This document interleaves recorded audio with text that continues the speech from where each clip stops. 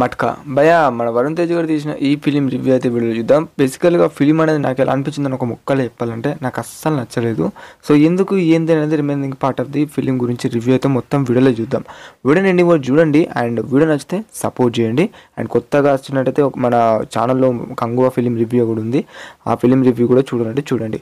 Okay, బేసిక్గా story అయితే ఎలా ఉంటుంది అనే పాయింట్ ఆఫ్ లాకి వస్తే మన వాసు అనే వ్యక్తి విశాఖపట్నంకి వస్తాడు. సో అలా వచ్చిన తర్వాత కూలి పని చేస్తూ ఒక మట్కా గేమ్లో అనేది ఒక రేంజ్గా వెళ్ళిపోతాడు ఈ వాసు.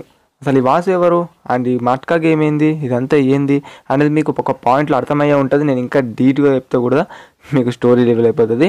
సో అలా అయితే ఉంటుంది అన్నట్టు. మీరు ట్రైలర్లో చూసినట్టయితే మన వరుణ్ తేజ్ గారి క్యారెక్టరు లైక్ చిన్నప్పటి నుంచి దట్ టీనేజ్ నుంచి మొత్తం ఓల్డ్ ఆ సీన్స్ అయితే చాలా బాగుంటాయి. మీరు చూస్తారు, ఒక్కొక్క క్యారెక్టర్ ఒక్కొక్క వేరియేషన్ చూస్తారు. కానీ ఒక్క ముక్క భయ ఏంటంటే మీరు కనుక స్టోరీకి కనెక్ట్ అయితే మీకు యాజ్ యూజువల్గా ఫైట్ సీన్స్ కానివ్వచ్చు అండ్ మీరైతే ఆ క్యారెక్టర్ కానివ్వచ్చు కనెక్ట్ అవుతారు. ఇన్ కేస్ కనుక మీకు స్టోరీకి కనెక్ట్ అవ్వాలనుకో ఆ ఫైట్ సీన్స్కి కానివ్వచ్చు ఆ లవ్ స్టోరీకి కానివ్వచ్చు అస్సలు దేనికి కూడా కనెక్ట్ కాకపోవచ్చు.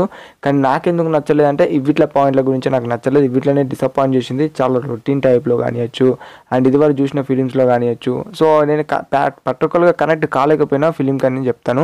సో ఆ పాయింట్ ఆఫ్ లేకుండా మూవీ అనేది నాకు అంతలా అనిపించలేదు. అండ్ మూవీని చూడరాదన్న ఒక ముక్కలు చెప్పాలంటే మన వరుణ్ తేజ్ గారి ఫిలిమ్స్ కనుక ఇంట్రెస్ట్ ఉంటే ఎలా అయినా చూడాలి, ఎలా ఉన్నా పర్వాలేదు అని అనుకుంటే మాత్రం ఈ ఫిలింని నేను రికమెండ్ చేస్తాను. జస్ట్ థియేటర్లోకి వెళ్ళి చూడండి అని చెప్తాను. అండ్ ఇంకా మూవీలో పాజిటివ్ రీజన్స్ వస్తే నాకు నచ్చిన పోర్షన్స్ అయితే ఆ first half so compare to second half అని చెప్తాను. సెకండ్ హాఫ్ స్టార్టింగ్ నుంచి ఒక 30 minutes దాకా లాగ్ చేస్తారు భయ. సో అది నాకు నచ్చలేదు. క్లైమాక్స్ పోర్షన్ కూడా ఓకే అనిపించింది. అండ్ ఇంకా మూవీలో ఆ బ్యాక్గ్రౌండ్ మ్యూజిక్ ఓకే అనిపించింది. బ్యాక్గ్రౌండ్ మ్యూజిక్ కొంచెం బాగుంది కంపేర్ టు సాంగ్స్. ఎందుకంటే సాంగ్స్ అంతా నాకు ఎక్కలేవు. సో సాంగ్స్ అంతా నాకు నచ్చలేవు అని చెప్పుకోవచ్చు. అండ్ ఇంకా మూవీలో చెప్పుకోవాలంటే మన వరుణ్ తేజ్ గారి క్యారెక్టర్ కానీ అండ్ మీనాక్షి చౌదరి గారి క్యారెక్టర్ కానీ ఇంకా కొంతమంది క్యారెక్టర్స్ ఉన్నారు, వీళ్ళందరూ కూడా ఒకే ఒకేషన్లో అయితే అనిపించింది అని చెప్పుకోవచ్చు.